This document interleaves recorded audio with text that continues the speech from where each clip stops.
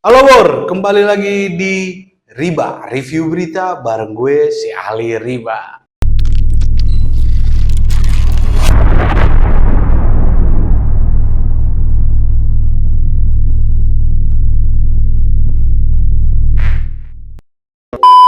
Oke Bor, sebelum masuk ke berita yang bakal gue bawain nih, gue pengen ngucapin selamat dulu buat timnas sepak bola kita yang telah meraih medali emas di SEA Games Kamboja kemarin nih, setelah perjuangan beratnya lawan timnas Thailand. Keren lah pokoknya timnas kita nih, tetap bersemangat dan tetap berprestasi.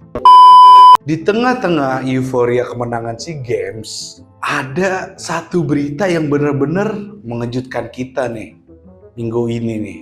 Di mana Menkominfo yaitu Johnny G. Plate ditetapkan sebagai tersangka oleh Kejaksaan Agung. Di mana kasusnya ini karena korupsi BTS senilai 8 triliun rupiah.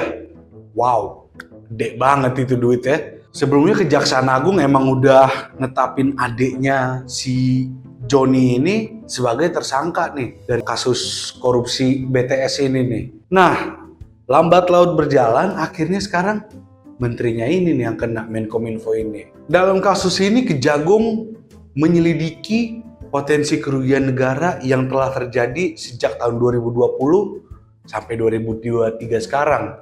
Dan itu dia, hasil kerugian itu mencapai 8 triliun. Waduh gila, gue kalau 8 triliun itu gue nggak tahu, gue bisa mandi pilu sekali. Banyak banget duit segitu. Dan gila ya sih kalau sampai korupsinya sampai segitu. Dan yang bikin heran, menteri lagi. Padahal kita tahu menteri-menteri yang ada di kabinet Pak Jokowi ini nih bener-bener bersih kan sebelumnya. Tiba-tiba dicoreng dengan kelakuan menterinya yang terlibat skandal korupsi. Nah, tapi Bor, gue tuh punya pendapat lain nih. Menariknya, kasus korupsi ini baru terbongkar menjelang tahun-tahun politik. Kita tahu kan sebelumnya berapa kali Presiden Joko Widodo nyebar clue, ngasih clue lah untuk mereshuffle para menteri-menterinya nih. Dan rumor yang beredar sih katanya Menkominfo ini bakal kena.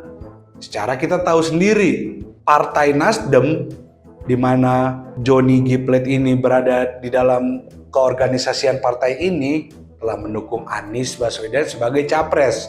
Jelas-jelas di mana ini sangat bertentangan sekali dengan koalisi pendukung pemerintah yang ada di istana sana tuh. Entah ini sebuah kebetulan atau emang ini rangkaian dari proses penelusurannya Kejaksaan Agung ini nih. Akhirnya sih momennya entah bersamaan aja gitu ditetapkannya Johnny Plate sebagai tersangka. Lucu sih kalau emang momennya pas banget ya buat gua. Di reshuffle enggak ya kan, ada isu enggak, sekalinya dipecat, sekalinya dirubah gara-gara kasus korupsi. Ya konsekuensi sih kayak gimana pun kan itu kan merugikan negara. Tapi Surya Paloh sendiri berharap ini bukan cara untuk mengusir Nasdem dari koalisi pemerintahan. Karena kita tahu sendiri Partai Nasdem ini masih berkomitmen mendukung pemerintahan Jokowi hingga akhir masa jabatannya. Sebelumnya juga kan sebenarnya Jokowi sendiri nih pernah mengundang partai pendukung pemerintah ini untuk ketemu di istana, di mana itu tanpa ada Partai Nasdem. Nah ini nih yang bikin bumbu-bumbu politik terasa sangat kuat. Ya gue nggak sih hanya berspekulasi ya, apakah ini benar bagian dari pemberantasan korupsi atau hanya kepentingan politik semata. Setelah ditetapkannya Johnny G. Plate sebagai tersangka oleh Kejagung, Bor, di saat itu juga bermunculan kabar terkait pengganti Menkominfo. Nah, salah satu kabar yang beredar adalah Haritanu Sudibyo, yaitu ketua Partai Perindo, itu digadang-gadang akan mengisi posisi tersebut. Wow, cepet banget ya satset-satsetnya ya. Baru ditangkep langsung ada isu penggantinya. Ya tapi sih sekarang untuk jabatan Menkominfo diambil alih oleh Menko Polhukam yaitu Bapak Mahfud MD. Ya semoga aja sih segera ditemukan ya penggantinya. Dan semoga sih ini bukan sesuatu yang benar-benar direncanakan demi sebuah kepentingan politik. Oke Bor, sekian Riba pada episode kali ini. Seperti biasa, kalau lu punya opini atau pendapat lain yang berbeda dengan gue, bisa langsung komen di bawah. Jangan takut gue bungkam, karena di sini udah dengan kebebasan.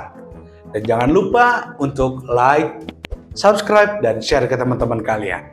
Sampai jumpa di Riba Review Berita berikutnya bareng gue si Ahli Riba. Bye-bye.